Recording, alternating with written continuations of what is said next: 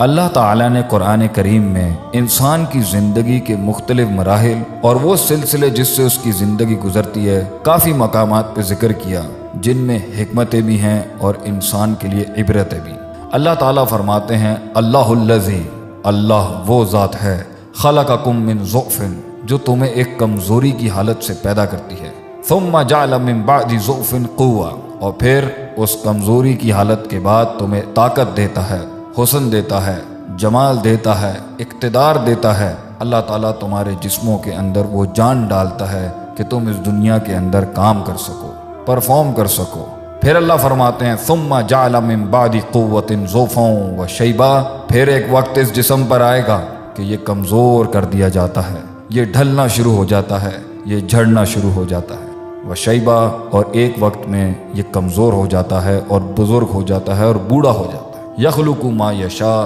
اللہ جیسے چاہے پیدا کرتا ہے، وہو العلیم القدیر، اور وہ علم والا اور قدرت والا ہے۔ اللہ تعالیٰ انسان کو ان آیات میں یہ سمجھانا چاہتے ہیں کہ تیری زندگی کمزوریوں کا دور ہی ہے، تو پیدا بھی ایسے حقیر نطفے سے ہوا، تو اس کے بعد ایک اور کمزوری کی حالت میں جاتا ہے، پھر تو ماں کے رحم میں کمزوری میں ہوتا ہے، پھر تو اس دنیا میں پیدا ہونے کے بعد ایک کمزوری اور ضعف کی حالت میں ہوتا ہے۔ طاقت اور اقتدار، جسم میں قوت اور توانائی اور کچھ کرنے کا جذبہ کچھ ہی سالوں کا تجھے ملتا ہے، جس کے اندر اللہ چاہتے تھے کہ تو اس کی عبادت کرتا، اس کی فرما برداری کرتا، خواہشات کو ختم کر کے اپنی نفس سے لڑتا اور اپنے آپ کو ایک کامل انسان بناتا اور پھر اللہ کا ایک غلام بناتا۔ مگر انسان اپنے اس چھوٹے سے وقت کے اندر، جہاں اللہ فرماتے ہیں ثم جعل من بعد ضعف قوة، جب ہم اس کمزور اور ضعیف حالت کے بعد، جو اس کا بچپن تھا، اس کے بعد اس کو جوانی دیتے ہیں اور قوت دیتے ہیں،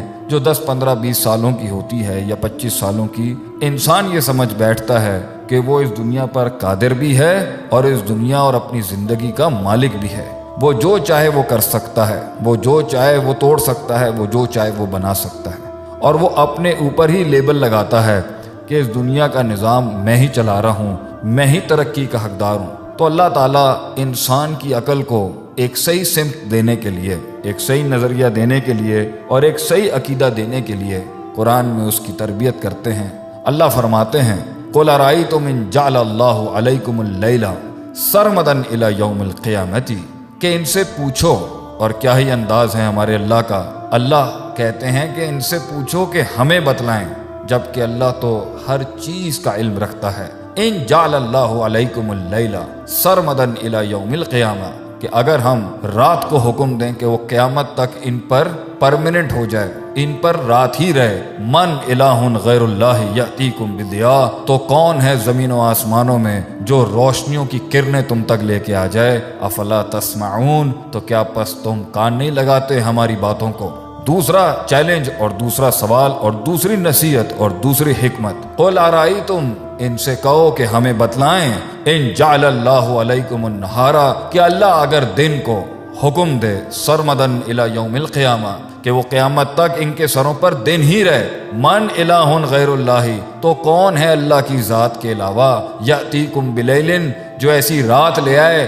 تسکنون فیہ، جس میں تم سکون حاصل کرتے ہو، جس میں تم نیند حاصل کرتے ہو، اپنی تھکن کو آرام دیتے ہو، اپنے جسموں کو راحت دیتے ہو، وہ رات کون لے کے آئے گا؟ افلا تبصرون، تو کیا تمہیں دکھتا نہیں؟ کیا تمہیں دین اور اس زندگی کے مقصد کی بصیرت حاصل نہیں ہوتی کہ محض صرف عبث نہیں تھا کہ آئے، کھیل کود کیا، تفریح کی، ادھر وقت ضائع کیا، ادھر وقت ضائع کیا، اور پھر اینڈ کے اندر سوالوں کے ساتھ اور کھوئے ہوئے دلوں کے ساتھ بیٹھ جانا، یا ڈپریشن میں چلے جانا، یا مایوسی میں چلے جانا، اور نئے نئے سپورٹس کو تلاش کرنا اور نئے نئے کھیلوں کو تلاش کرنا کہ شاید ان کھیل کود اور رنگ رلیوں میں مجھے اپنی زندگی کا سکون مل جائے۔ اللہ ایک اور مقام پہ کہتے ہیں قل ارائیتم، ان سے کہو کہ ہمیں بتائیں، ان اصبح ماؤکم غورا، کہ اگر ہم پانی کو اندر کھڈوں میں ڈال دیں، پانی زمینوں کے اندر چلا جائے، تو کون ہے جو تمہارے لیے بہتا ہوا پانی لے کے آئے گا؟ اوپر سے نازل ہوا تھا تو تم سمجھے تمہارا تھا،